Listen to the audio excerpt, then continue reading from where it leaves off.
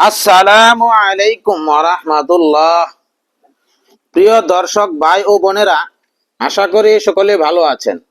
আমি আজকে এমন একটি বিষয় নিয়ে হাজির হয়েছি যে পবিত্র মাহে রমজানে বেশি বেশি আমল করতে হবে।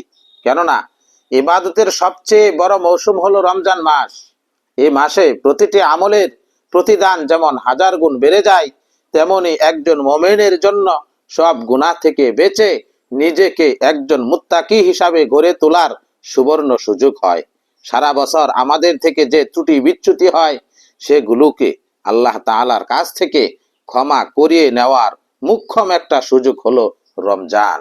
এই মহা সৌভাগ্য অর্জন করতে আমরা নিম্নোক্ত 7টি বিষয় অনুসরণ করতে পারি। নাম্বার 1, সময় মতো 5 ওয়াক্ত নামাজ ও তারাবি। রমজানে ফরজ নামাজের গুরুত্ব অন্য সময়ের চেয়ে অনেক বেশি।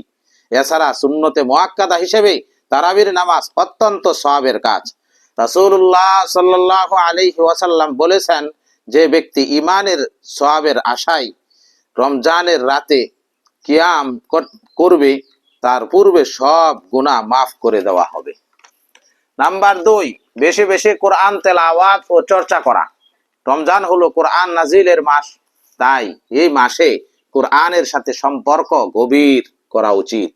1, প্রতিদিন অন্তত এক পারা বা নির্দিষ্ট অংশ তেলাওয়াত করা। 2, অর্থ ও তাফসির বোঝার চেষ্টা করা।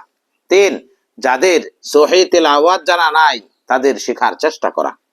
নাম্বার 3, দান, সদকা ও উদারতা। রাসূলুল্লাহ সাল্লাল্লাহু আলাইহি ওয়াসাল্লাম রমজান মাসে বাতাসের চেয়ে বেশি দানশীল হয়ে যেতেন। আপনার সামর্থ্য অনুযায়ী গরিব দুঃখীদের সাহায্য করুন।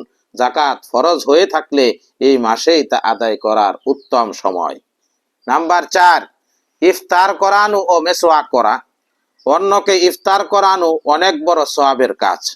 হাদিস অনুযায়ী যে ব্যক্তি কোনো রোজাদারকে ইফতার করাবে, সে ওই রোজাদারের সমান সওয়াব পাবে। তবে রোজাদারের সওয়াব কমানো হবে না। এছাড়াও দাঁত ও মুখের পরিচ্ছন্নতায় মিসওয়াক করার গুরুত্ব অনেক। নাম্বার 5, জিকির, তওবা ও ইস্তিগফার। রমজান মাস ক্ষমা পাওয়ার শ্রেষ্ঠ সময়। সারাদিন কাজের ফাঁকে ফাঁকে এই আমলগুলো করা যায়, যেমন সুবহানাল্লাহ, আলহামদুলিল্লাহ, আল্লাহু আকবার, এবং বেশি বেশি ইস্তিগফার, আস্তাগফিরুল্লাহ, আস্তাগফিরুল্লাহ, আস্তাগফিরুল্লাহ পাঠ করা। অতঃপর জাহান্নাম থেকে মুক্তি ও জান্নাত লাভের দোয়া করা। নাম্বার 6, শেষ দশকে ইতিকাফ ও শবে কদর তালাশ। রমজানের শেষ 10 দিন অত্যন্ত গুরুত্বপূর্ণ। এই সময় ইতিকাফ করা সুন্নতে মুআক্কাদা কিফায়া। এছাড়া বেজুর রাতগুলো 21, 23, 25, 27 ও 29 লাইলাতুল কদর তালাশ করা উচিত, যা হাজার মাসের চেয়ে উত্তম। নাম্বার 7, পাপাচার ও অনর্থক কাজ বর্জন।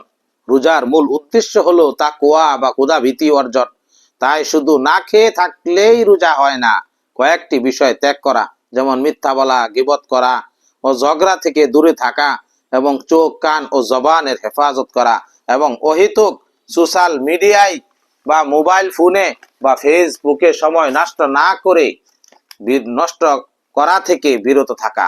প্রিয় বন্ধুরা, মনে রাখা জরুরি, আমাদের ইবাদতের সংখ্যা বাড়ানোর চেয়ে ইবাদতের মান, নিষ্ঠা ও একাগ্রতা ঠিক রাখা বেশি জরুরি। আল্লাহ পাক আমাদের সকলকে মাহে রমজানের পবিত্রতা রক্ষা করে চলার তৌফিক দান করুন। আমিন।